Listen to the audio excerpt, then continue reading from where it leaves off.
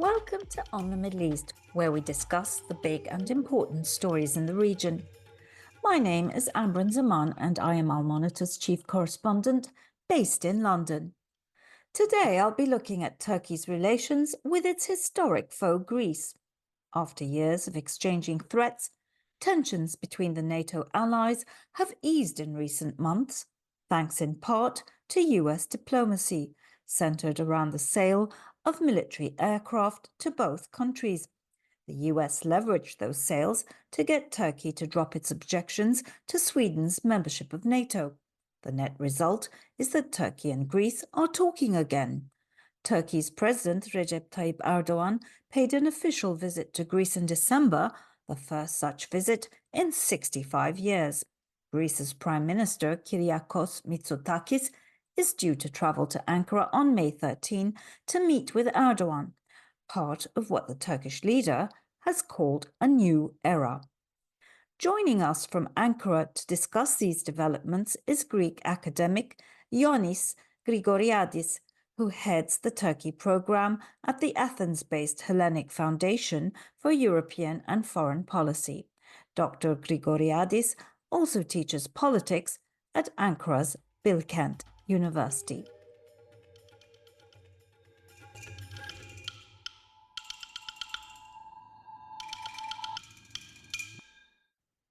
So welcome to our program. It's great to have you with us today, Ioannis. It's a pleasure to be with you, Amberin.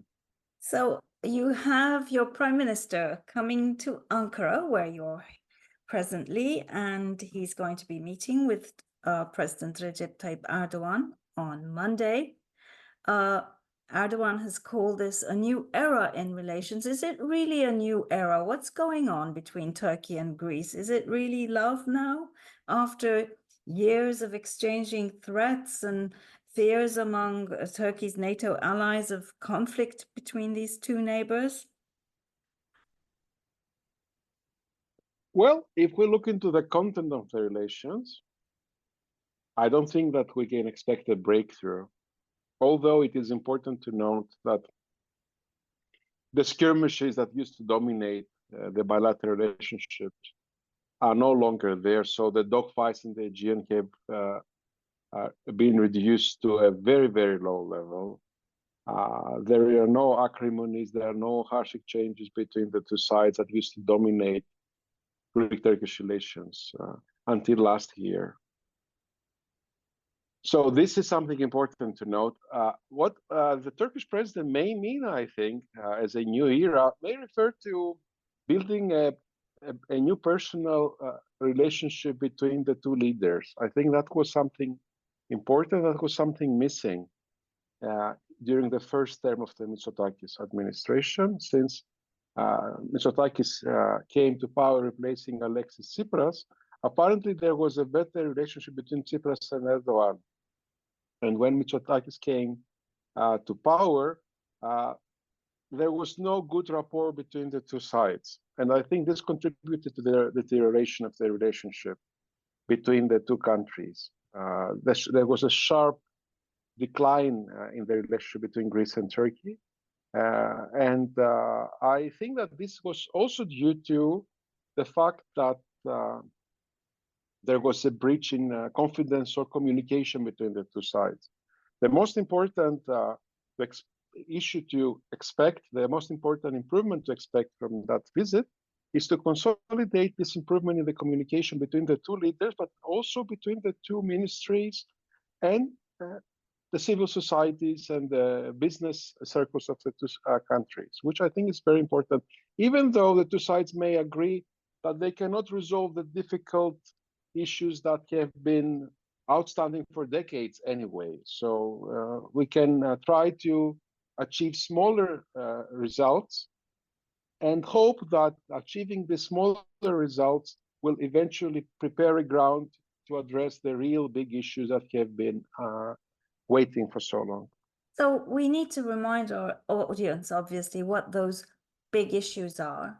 And also, I mean, beyond what you described as a sort of lack of chemistry between these leaders that you say existed between Tsipras, who led Syriza, the main opposition party, right? Beyond that, though, obviously we're talking about a broader context of what's going on in the region, etc., the Eastern Mediterranean.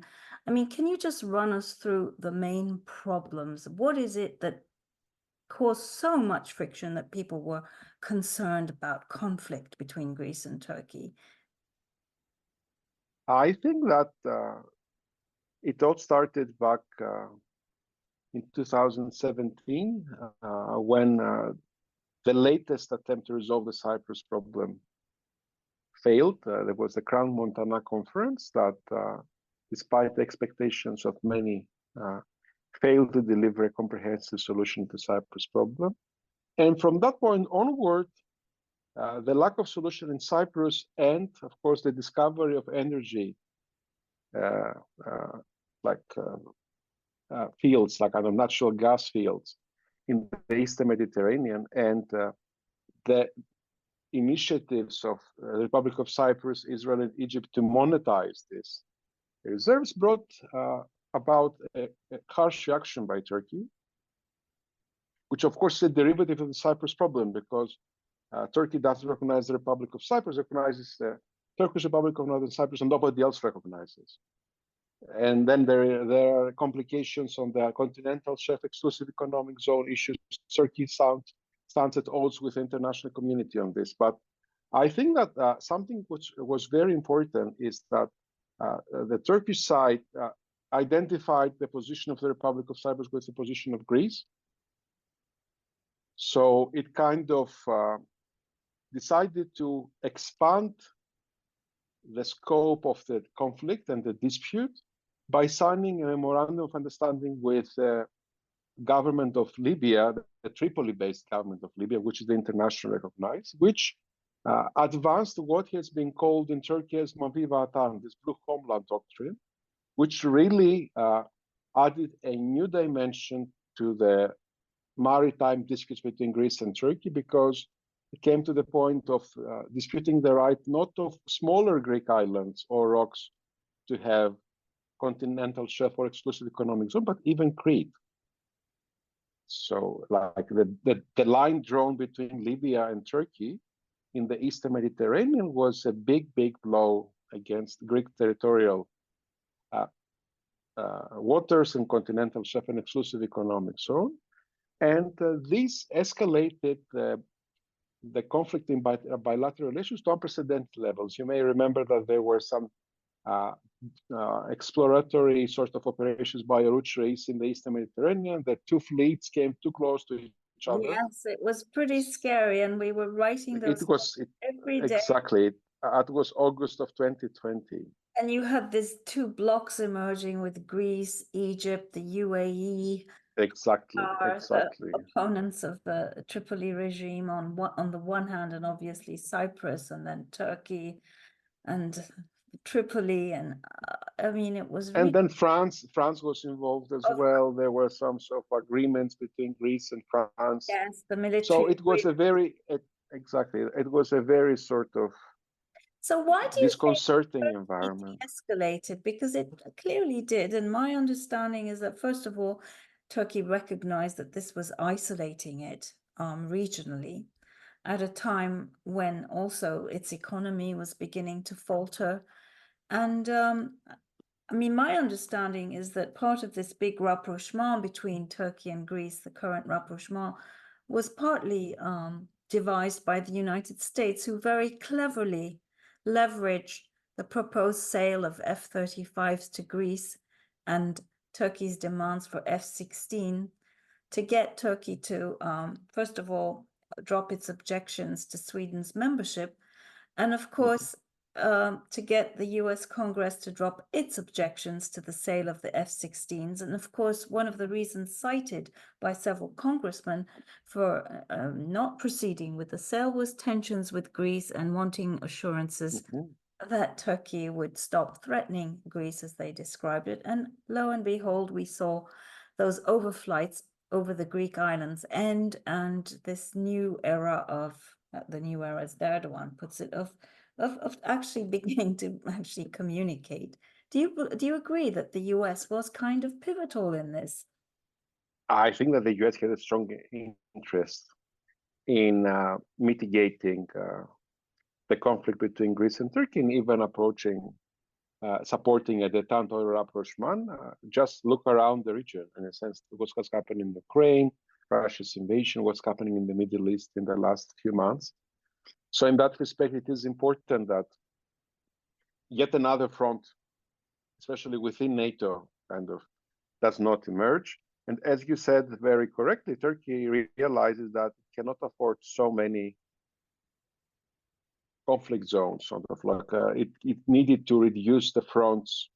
It was competing against regional players. So in that respect, the UAE, Egypt moved to the other side. So they were no longer rivals of Turkey, but they were emerging as potential new partners. And in that respect, Turkey also realized that escalating with Greece was something counterproductive. And there was the opportunity of the earthquake that hit southeastern Turkey and southern Turkey that provided the opportunity for a breakthrough in the relationship. And I have to note something that we have studied at the LIAMEP together with Istanbul Policy Center. We ran a series of 5 opinion surveys in Greece and Turkey. We ran the same questionnaire in both countries. During the escalated debates and sort of this during the conflict between the two leaders, we noted that the public opinion was not following this polarized and sort of agitated debates. The public opinion was much more balanced. It was always in support of peaceful means for conflict resolution. The kind of views of each other were not following this rather aggressive rhetoric that dominated the relationship for some years. And this, of course, made it clear that when the leaders would decide to shift their rhetoric, the public would be there to endorse that. And I think this is what happened. Well, that's such a good point, Ioannis, and it sort of brings me to the matter of tourism, actually, which I think has played a very positive role in helping the people get to know each other.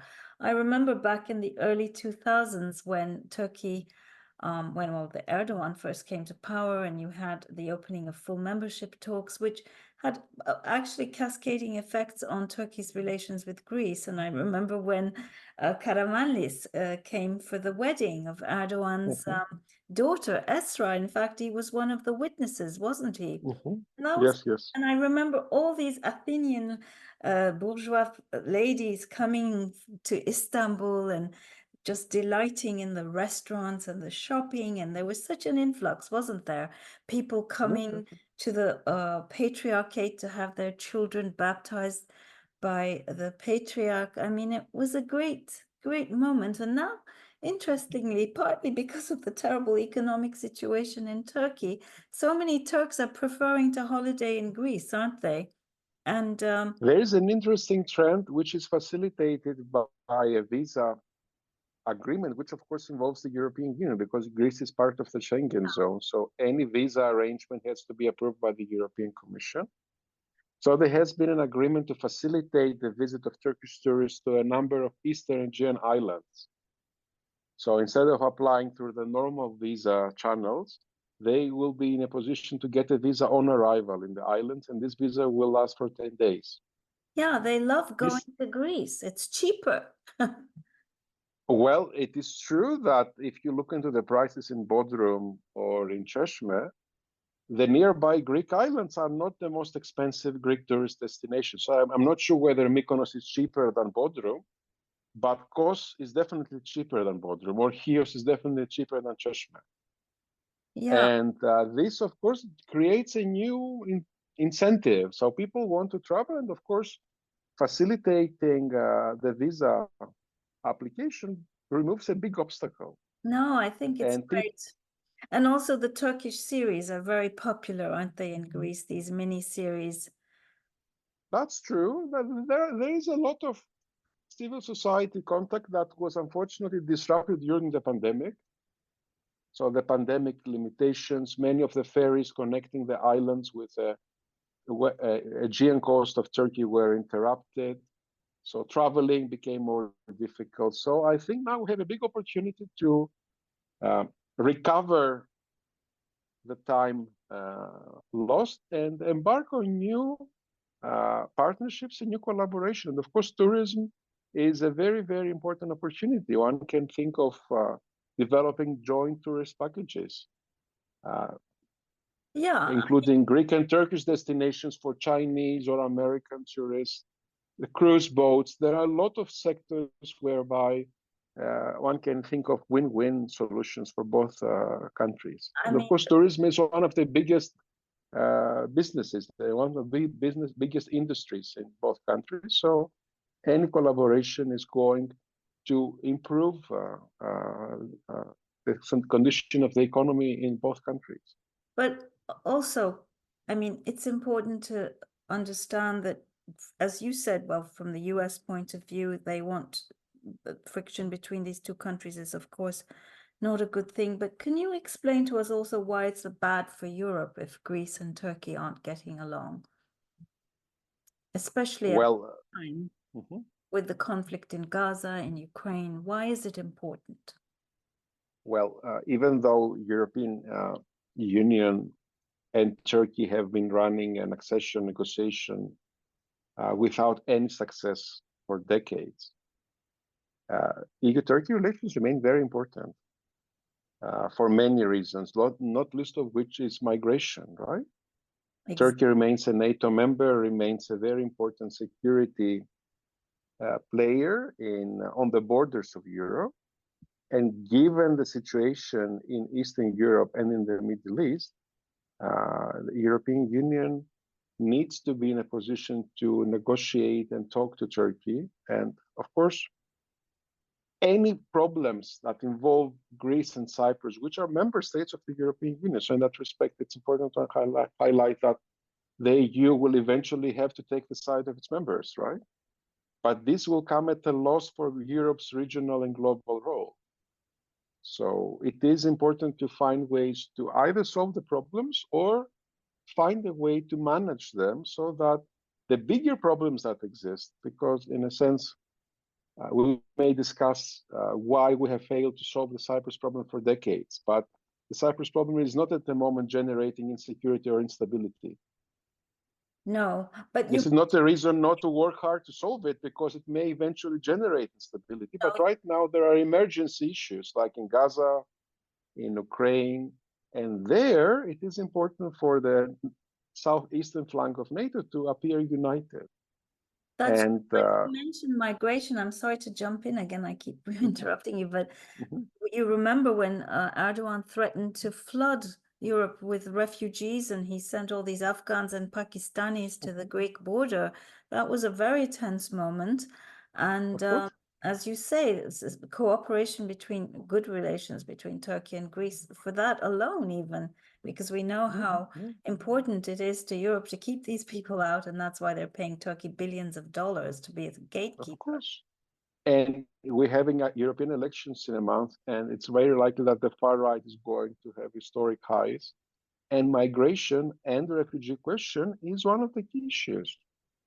And it's impossible to find any way to manage the problem without a kind of working relationship with the Turkish government, even though one may not agree with everything the Turkish government says or does on this. It is important to be in a position of dialogue and negotiation.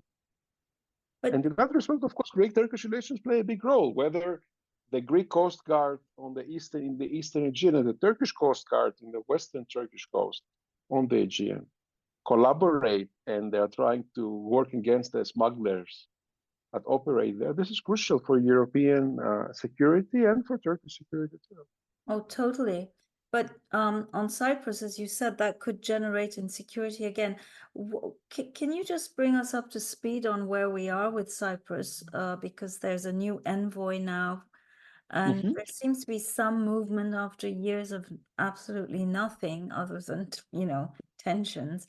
What is going on with Cyprus? The problem is, as I said, the latest opportunity was missed in Crown Montana. Yeah, but that's ever since Turkey ever since Turkey has and the Turkish Cypriot leadership, which is now a more nationalistic one, it's Ersin Tatar, not Mustafa Akıncı. They have said that they will never discuss again on the basis of the United Nations Security Council agreements, which advise a bizonal, bicommunal federal solution for Cyprus. They want that the Greek Cypriots or the Republic of Cyprus recognize the sovereign equality of the Turkish Cypriots, and then they will start discussions.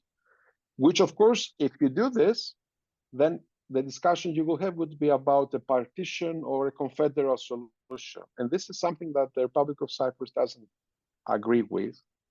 It is possible, I don't know, that the improvement in the relations between Greece and Turkey may convince the Turkish side to give another chance to the, let's say, to accept participation in negotiations on a bizonal, bicommunal federal solution of Cyprus.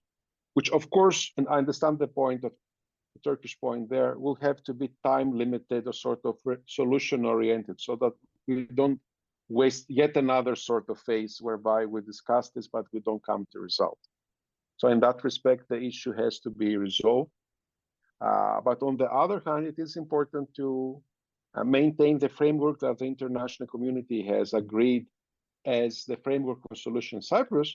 And I'm not saying this because this is what has been agreed, because I do think that even a solution that points to another direction, a partition, will be very difficult to agree upon. There's no silver bullet here, like there's no easy solution. And I think the work that has been done on making Cyprus a working bizonal, bicommunal federal state is very important. Like the two sides have agreed almost 90% of what a bizonal, bicommunal federal Cyprus would be. And it would be a big shame to waste all these discussions and then start from scratch to discuss a completely different framework for a solution. It will take another decade or so. Cypriot president, well, relatively new Cypriot president, is more open to that than his predecessor because, you know, the Turkish side blames the predecessor for the collapse of the talks in Montana. This is true, but it is important to note that the current president used to be the foreign minister. Yes, I know. Of the president. So he's kind of involved in this, but of course he's a new leader and he's not bound by what happened back in Crown Montana. So my hope is that this improvement in the bilateral relationship between Greece and Turkey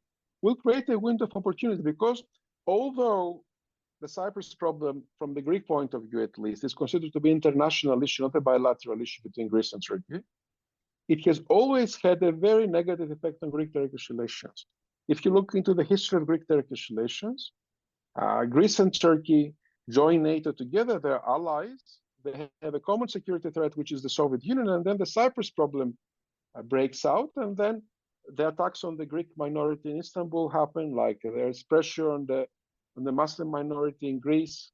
So there is a negative spiral that eventually involves the maritime disputes, the minority problems, and we're still here. I think that any progress in Cyprus will have an immediate positive effect on Greek-Turkish relations. Well, we're nearing the end of the program. I just want to put two last questions to you. One is the opening of the inauguration, let's say, as a mosque of the Kora church in Istanbul. It's been noted that the timing was really bizarre, given that Mitsotakis is coming. It happened precisely a week before he came, and a day after the Greek Orthodox Easter was celebrated.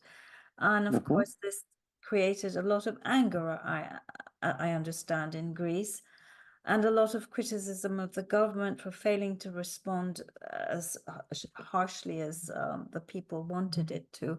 What do you think informed this decision? You're sitting in Ankara. Why would Turkey do this now? Why couldn't they have waited, setting aside the whole, rationale of actually doing this, of converting what was a museum into a mosque when you have thousands of mosques already, setting that aside in diplomatic terms? I agree that this is an unfortunate development. As you said, unlike the Hagia Sophia, which was an icon of the city of Constantinople and of the Ottoman city of Istanbul, that was converted by Fatih Sultan Mehmed himself into a mosque. So there are a lot of symbolism behind that. Hora is not an important Islamic monument. It is famous because it happens to be the maybe second to Hagia Sophia only Byzantine monument of Constantinople surviving today in this modern city of Istanbul, because by chance, by luck, almost all the mosaics survived. So it has a very extraordinary position in the history of art, in the history sort of Byzantine iconography. It is really sort of a masterpiece. And this is one of the reasons why it was converted into a museum in the 1940s. As you said, there are a lot of mosques in the area where Hora is based. Actually, the local community disagreed with this because the local community depended on tourist income. And they are very much concerned that this conversion is going to reduce the number of tourists visiting. There's a very beautiful square with cafes and sort of tourist shops that will always swarming with sort of visitors from different parts of the world. But as you said, I think that the rationale behind the decision is not linked to Greek-Turkish relations. Of course, the Turkish government should have thought about this as well, because of course it will have repercussions, and the Greek public opinion is very, very upset about this. But I think it needs to be understood in the context of Turkish domestic political dynamics.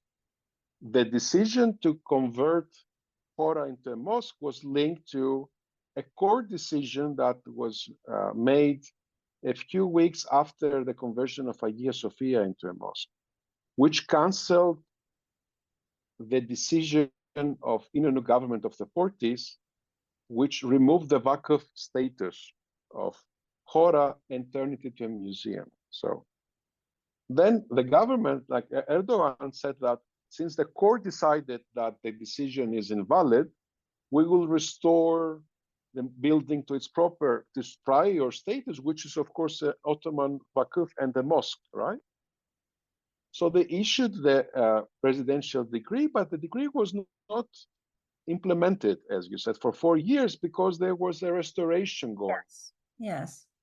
So there was this limbo, and many people hope that maybe they change their mind, you know, that they just restore and then they forget the conversion. But I think the recent election results played a big role. Oh, do and you? the rise of Oh, because the Islamists took an upper hand, sort of the Yeniden Refah Partisi performance. These are the people that have been pushing for such things, kind of, let's say, to reenact conquests. So it says to see that, you know, like many of the buildings that the secularists had conquered from the Islamists and converted them into mosques can be now recovered by the Islamists. That's so a very important point that I missed in my story yesterday when I was writing about this. You're right. There is that I think pressure, the but timing is more linked to this dismal performance of AK Party in the local elections and the attempt to win some sort of goodwill among the they could have done it Islamists. after the visit still. No, I mean, what would... No, I agree. And the Greek prime minister noted this, and he said also that I'm going to raise the issue in the meeting. Yeah, he did. He did. So, but what I could suggest on this is that I understand that it would be very difficult for President Erdogan to take a step back during the meeting on this issue, right? Especially what happened. But on the other hand, there are a lot of monuments in Greece and Turkey that wait to be rescued and restored. There are a lot of Ottoman monuments in Greece and Greek Orthodox monuments in Turkey that the two sides can decide to restore and sort of present again to the international sort of community. And this is going to be an important part of the positive agenda. So we may wait for a new decision on Hora to happen in the medium term. I don't think, given the political circumstance in Turkey, I don't think that this is going to be anytime soon. unfortunately, my opinion, but there is a lot of area for cooperation in the field of heritage protection that shouldn't be missed. Well, that brings me to my final question, which is, as you said, Erdogan did very poorly in this election, the last local elections, and the CHP, the main opposition secular party, emerged victorious for the first time in a very long time, in decades. So do you believe that this will, as some people speculate, force Erdogan to review his sort of autocratic policies and maybe revert to those golden years in the early 2000s when we saw those EU membership talks begin? Do you, sitting in Ankara, sense any shift in that direction, or is there is a discussion about a softening, mm-hmm. and there are these initiatives of meeting with a leader of the CHP, which is something that should have been happening for years but wasn't happening, and now that it happened, everybody's very excited about, right? Yeah. So I do think that there will be a new style in the administration of the government, but on the other hand, I would expect more evidence before I would say that there is a genuine shift into a new sort of policy.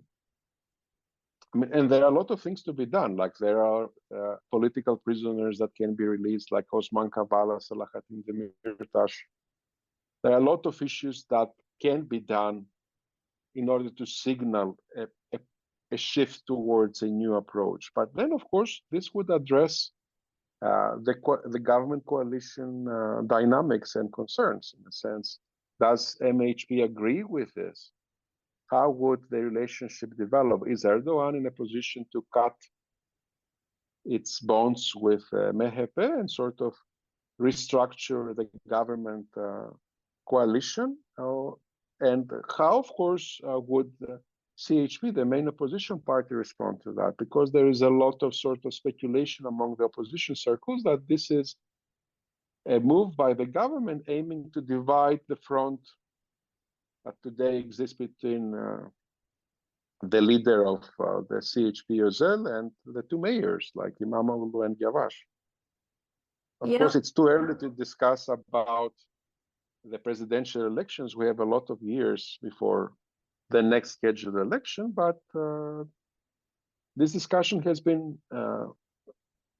kind of brought forward by government media, and I think this may reflect an attempt to sow some discord among the opposition circles that have just won this amazing and unprecedented victory, as you said, because it's really important to remember that it's not just that the opposition managed to win the elections in the big municipalities. It's the first time that CHP has been the first party in any election since the late 70s. No, exactly.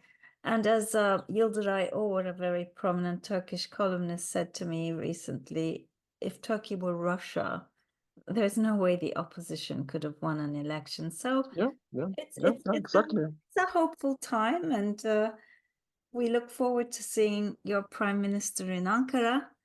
And thank you so much for joining us today, Ioannis, and I look forward to further conversations with you. You're most welcome. My pleasure, Amberin. And this brings us to the end of this episode of On the Middle East. I hope you enjoyed my conversation with Ioannis.